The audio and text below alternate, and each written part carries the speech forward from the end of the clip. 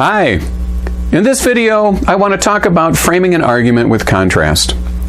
Even though you might have written a comparison-contrast essay in high school, in real-world rhetoric, you will generally find that writers focus on one or the other.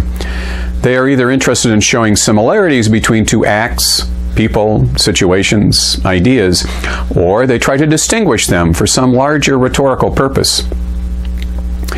In Suzanne Britt's humorous essay, Sloppy versus Neat, she contrasts sloppy people from neat people, using exaggeration in particular to first describe sloppy people favorably, then contrasting the neat with criticism.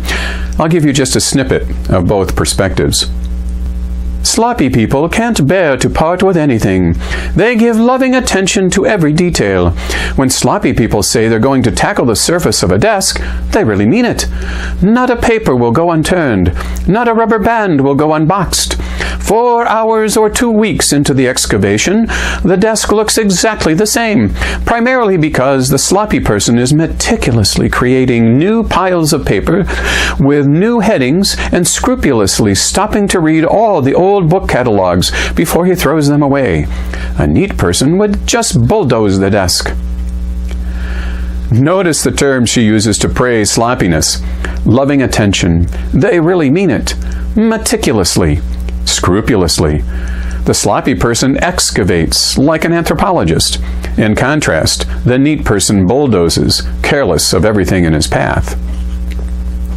The last sentence is a bridge to the neat side of the ledger. Neat people are bums and clods at heart. They have cavalier attitudes toward possessions, including family heirlooms. Everything is just another dust catcher to them. If anything collects dust, it's got to go, and that's that. Neat people will toy with the idea of throwing the children out of the house just to cut down on the clutter. Neat people only treasure efficiency. They'd even toss the kids if they could. That's how bad they are. Another example. In his defense of thinking institutionally, Hugh Hecklow imagines two baseball players' attitudes toward their sport. Barry sees himself as responsible to his fans, the record books, but ultimately to himself. Cal might express some similar views, but at the end of the day he would consider his ultimate obligation to be to the sport itself. One way of putting it is that Barry is into succeeding in his athletic career, and Cal is into succeeding in the game. The two men's concept of the game itself are significantly different. For Barry, this game is a setting in which his athletic prowess is exercised and his accomplishments are recorded. For Cal, the game is that rich tradition of people and events that defines his appropriate performance. Where Barry sees a set of rules, Cal sees an ethos. If he were philosophically inclined, Cal might say that the formal rules are only the outer shell of the game. It is the history of the game, its sustaining traditions, lively passions, storied commitments, and evolving standards of excellence that flesh in this shell and enliven it as the specific kind of human practice that it is. Hecklow is describing two players who exemplify basic attitudes toward institutions generally, not just baseball. If you don't know much about baseball or its recent history, his imaginary athletes are themselves modeled after Barry Bonds and Cal Ripken.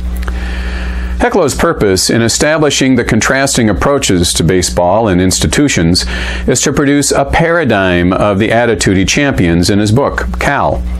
He wants us all to admire Cal's approach, not Barry's.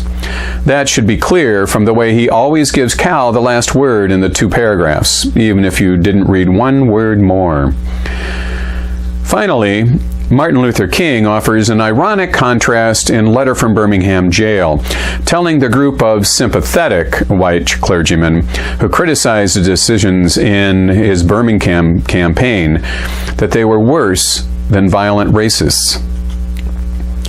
I must make 2 honest confessions to you, my Christian and Jewish brothers. First, I must confess that over the past few years I have been gravely disappointed with the white moderate. I have almost reached the regrettable conclusion that the Negro's great stumbling block in his stride toward freedom is not the white citizen's counselor or the Ku Klux Klanner, but the white moderate who is more devoted to order than to justice, who prefers a negative peace, which is the absence of tension, to a positive peace, which is the presence of justice, who constantly says, I agree with you in the goal you seek, but I cannot agree with your methods of direct action, who paternalistically believes he can set the timetable for another man's freedom, who lives by a mythical concept of time, and who constantly advises the Negro to wait for a more convenient season. Shallow understanding from people of goodwill is more frustrating than absolute misunderstanding from people of ill will. Lukewarm acceptance is much more bewildering than outright rejection. The italics are the specific things that white moderates, the clergymen in this case, do to deny blacks freedom to act on their own behalf, even as the churchmen pat them on the back and say, we're with you. Contrast. It's the way to separate the wheat from the chaff, the signal from the noise, the essential from the accidental, the good from the bad. Keep this fram handy. That's it for this edition. If you found this video informative, please like and subscribe to my YouTube channel below. You can find workbooks to practice your writing skills at Amazon, and my blog through the links that follow. Thanks for listening.